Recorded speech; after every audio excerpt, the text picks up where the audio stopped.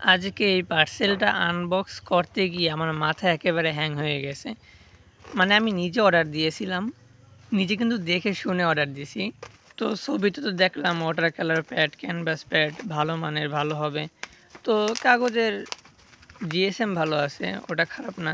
কিন্তু পৃষ্ঠার দিকে তাকাইতে গিয়ে দেখি একেবারে যে খাড়ার উপরে বাঁশ দিয়ে দিছে।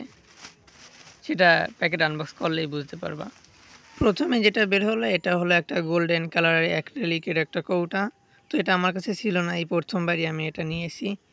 তো এটা মোটামুটি বেশ ভালোই, খারাপ না। কিন্তু ক্যানভাসে, রঙিন ক্যানভাসের উপরে মানে একটা ক্যানভাসে রং করার পরে যদি এটা ব্যবহার করা হয় তাহলে বেশি একটা ফোটে না। তো দেওয়ার আগে আবার ওখানে সাদা দিয়ে তারপর দিতে হয়, তাহলে ফোটে আর কি। এই হলো এটার বৈশিষ্ট্য। তো এটা হলো মন মার্টের 100 মিলিগ্রামের আর কি একটা কৌটা। তো এটা গেল। তারপরে এটা হলো আর কি সাদা অ্যাক্রিলিক। তো সাদা অ্যাক্রিলিক কী জন্য সবার লাগে এটা তোমরা ভালোভাবেই জানো, যে যারা আর্টিস্ট আছে তারা খুব ভালোভাবে জানে যে বুলেটের গতিতে একেবারে সাদা অ্যাক্রিলিক শেষ হয়ে যায়।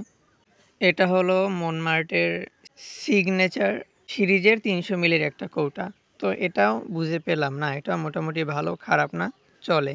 এটা হলো ডোমসের মেটালিক পেন। তো এই দুটোর দাম হয়েছে 80 টাকা।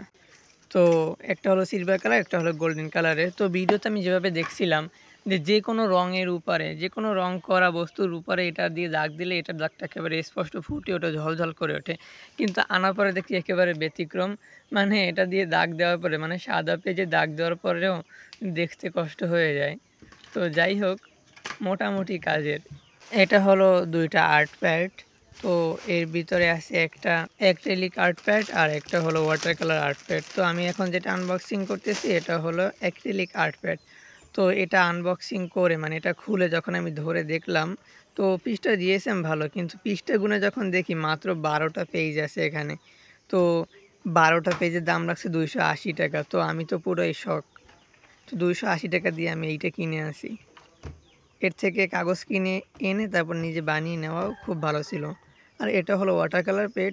তো এটা মোটামুটি চলে, পৃষ্ঠাগুলো জিএসএমগুলো খুবই ভালো, আর পানিও অনেক ধরবে যা বোঝা যাচ্ছে। কিন্তু এটা ওই একই সমস্যা, মাত্র 20 পেজের ওয়াটার কালারের একটা পেড। তো দাম অনুযায়ী এটা অনেক বেশি, 220 টাকা দাম। দাম অনুযায়ী পৃষ্ঠা আরও বেশি থাকার দরকার ছিল। তো পুরাই লস প্রজেক্ট, প্রথমবার কিনছি, দ্বিতীয়বার আর কিনবো না। পরের বার থেকে আমি পিসটা কিনে এনে তারপরে বানিয়ে নেব। তো আজকের ভিডিও এই পর্যন্তই। কেউ যদি লস না খেতে চাও তাহলে এগুলো কিনো না। বাই।